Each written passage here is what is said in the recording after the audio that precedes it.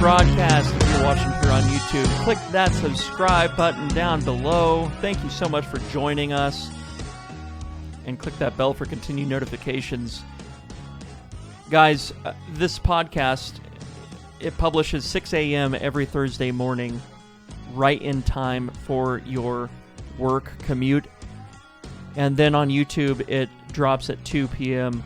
on the same day. That's Thursdays, every Thursday, 2 p.m. in the afternoon on YouTube, 6 a.m. wherever you get your podcasts, it'll be there. Guys, I want to take this opportunity and talk about a new book that is set to release soon called The Reformation as Renewal, Retrieving the One Holy Catholic and the Apostolic Church by Dr. Matthew Barrett, who's here at Midwestern Baptist Theological Seminary up in the Northland in Kansas City, just hop, skip, and a jump away from where I live.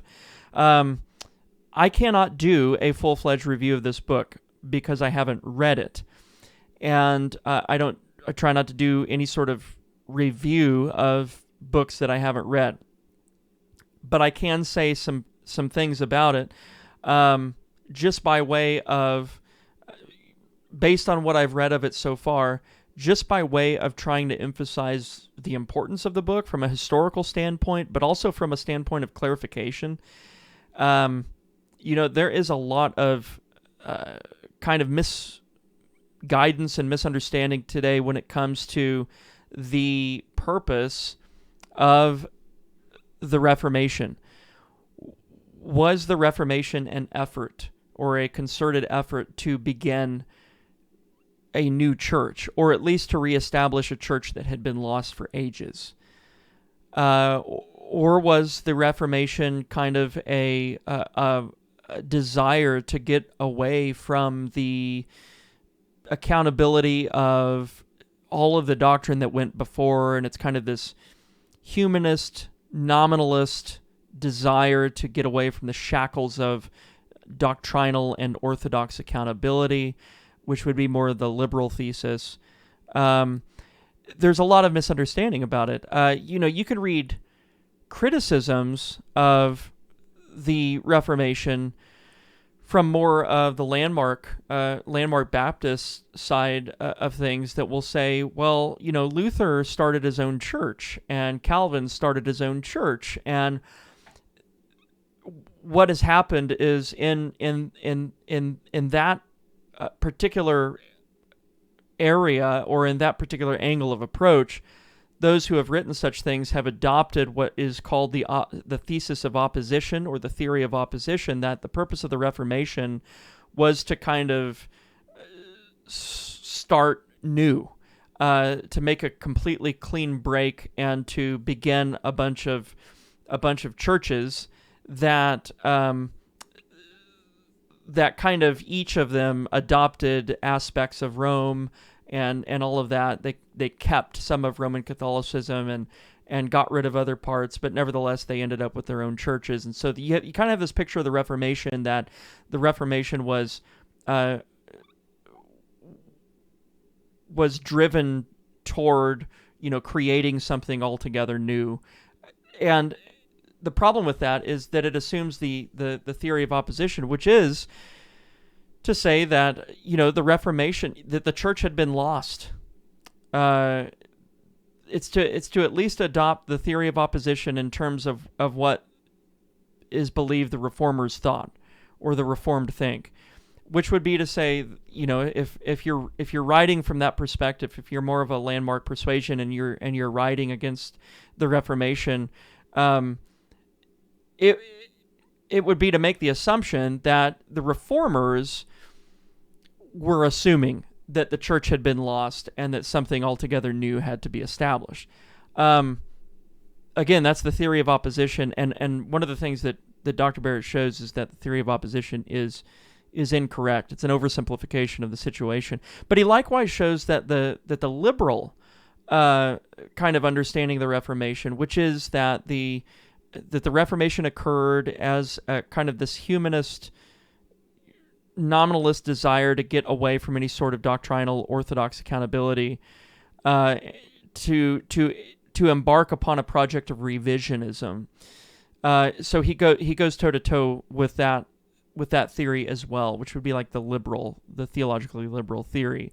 And what that does for theological liberals is it allows them to say, well, look, the reformers embarked upon this project of revisionism, and so too should we continue to do the same thing, and eventually you have no faith at all. Well, that obviously wasn't upon a deep analysis, that was not the purpose of the reformers. Did they break from a tyrannical institution? Absolutely. Was their purpose to destroy orthodoxy or to revise it in any way? Absolutely not. It was a project in renewal, which is why this book is helpful. Now, the subtitle of the book is Retrieving the One Holy Catholic and Apostolic Church. Now, you have to qualify. Every time you say the word Catholic, you have to qualify, because the word Catholic is a bad word in a lot of circles. Why is it a bad word? Well, because it's always associated with Roman Catholicism. But one of the things that's nice about Dr. Barrett's book here is that it says, hey, Roman Catholicism does not have a corner on the market. They do not get to trademark the term Catholic. And in fact, what is being shown in the first chapter and what is interacted with in the first chapter of this book is the fact that, Roman Catholicism was the one that turned away from the true Catholic Church. It wasn't the true Catholic Church departing from Roman Catholicism, or it wasn't the Reformers departing from the true Catholic Church. It was Roman Catholicism departing from the true Catholic Church.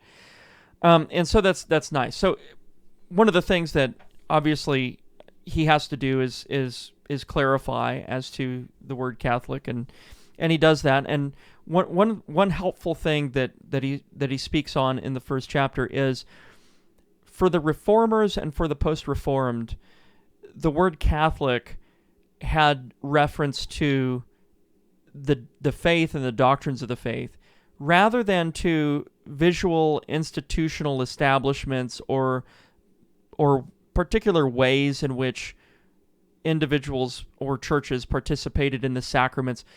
So when it comes to Roman Catholicism, it's obviously a very visually led ecclesiology, which is to say that, if you're not participating in this visual element, then you're not Catholic.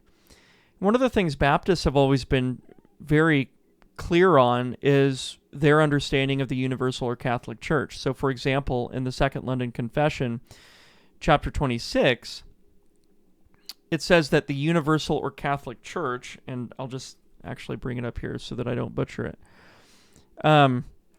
It says that the Catholic or universal church, which, with respect to the internal work of the Spirit and truth of grace, may be called invisible, consists of the whole number of the elect that have been, are, or shall be gathered into one under Christ, the head thereof, and is the spouse, the body, the fullness of him that filleth all in all. And the point there is that, the church, the sum and substance of the church, or what makes the church, is a transcendental concept. That is to say that it can't be reduced down to time or place, and so it's one that transcends all of that, is not subject to the whims of men, the sins of men, the laws of men, the political movements of men, and continues to persist no matter what. So you have this idea of the universal church. But what they do, the Baptists in particular, and Matthew Barrett does this in his book as well, is they say that this universal church may be called invisible.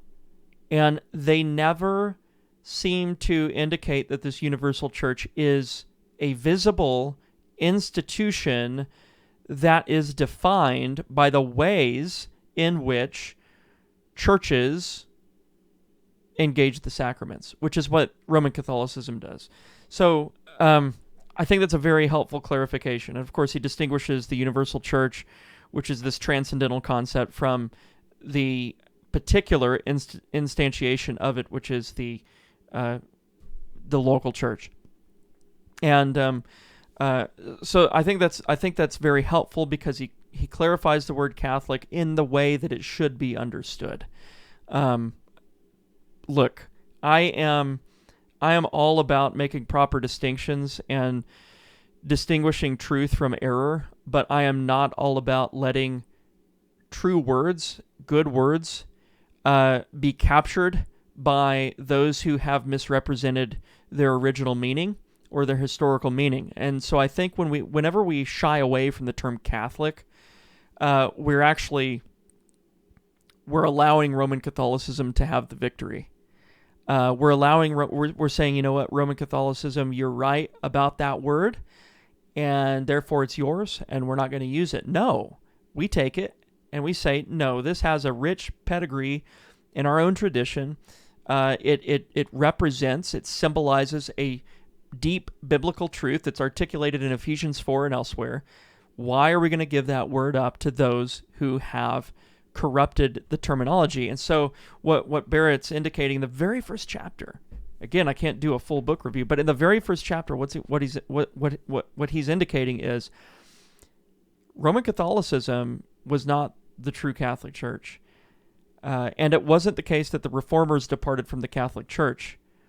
It was the case that Roman Catholicism departed from the Catholic Church. And that was just, that happened before the Reformation, but it reached a fever pitch at the Reformation. And of course, the Reformation is but the fruits of that departure, really. So again, I haven't read enough of the book to give a review. I just wanted to give a synopsis, and I think it's a very important book, no matter how the rest of it cashes out. I think the project itself is important, and to see that someone has undertaken it is incredibly encouraging. And so I would say, get the book, begin reading the book. It comes out, let me see, actually, when does it come out? I had it pulled up here on Zondervan's site. It comes out, it'll ship in June. It's expected to ship on or around June 14th, 2023. So definitely pre-orders are open. Go and check it out. Now, I will say this. Most books are too long. This is about 1,000 pages long. Okay, so is it too long? I can't answer that question because, again, I haven't read the whole thing. But I will say, if it carries the substance throughout the remainder of the book that it has in the first chapter and a half, then it's not too long. All right. If it gets airy about midway through, sorry, Matt, it might be too long. But I don't know if that's what it does. If it carries the same weight as it does in the first chapter and a half, the first two chapters, then we're looking at a very substantive and long book, but necessarily so. So with that, guys, that's all I've got. I just really wanted to look at the Reformation as renewal. I think it's a refreshing take on the history of the Reformation. It kind of gets away from this tropish, like the Reformation was the reestablishment of a church that had died since the time of Augustine or something like that, which seems to kind of, that's what a lot of church history sounds like when you listen to church history about the Reformation. Oh, the church was lost from Augustine onward, and then you have the Dark Ages, and obviously those ages were dark, and so truth was under a light. Then post tenebris lux, after darkness light, you have the establishment of this church that hasn't existed in ages. And this project here, the Reformation as renewal, is just saying that no, actually, the Roman Catholic Church was a perversion of the truth that had always been there. And so the Reformation was a project just in, renewing the truth that had always been there. It's not the reestablishment of a church. It's not saying, Luther created a new church or Calvin created a new church. Those particular traditions take the names of those men, which I don't think is a problem. The reason it takes the names of those men is just to distinguish their position from other historical positions. It's not to say that, Lutherans aren't saying that we're the Church of Luther. I grew up Lutheran, so I would know. And Calvinists aren't saying that, we're the Church of Calvin. Presbyterians aren't saying we're the Church of Knox, So those names are just used in service of distinguishing historical positions from other historical positions, and so I think it's a helpful project, very worthy project. You don't have to agree with all of it. you can disagree with it, and I think find a lot of benefit. I'll probably be talking about it more as I read through it. It'll give me a lot of good ideas, I think, of things to cover here on the channel. But for now, go and pre-order. Look forward to it. I look forward to reading through the rest of it and providing more thoughts as I go. So hopefully that's helpful. You got a new book to add to your bookshelf and to hopefully read. I know many of you probably have 30 books on your reading list this year, so but I would say that this one's worth moving toward the top when you get it in June. God bless. Have a wonderful rest of your day.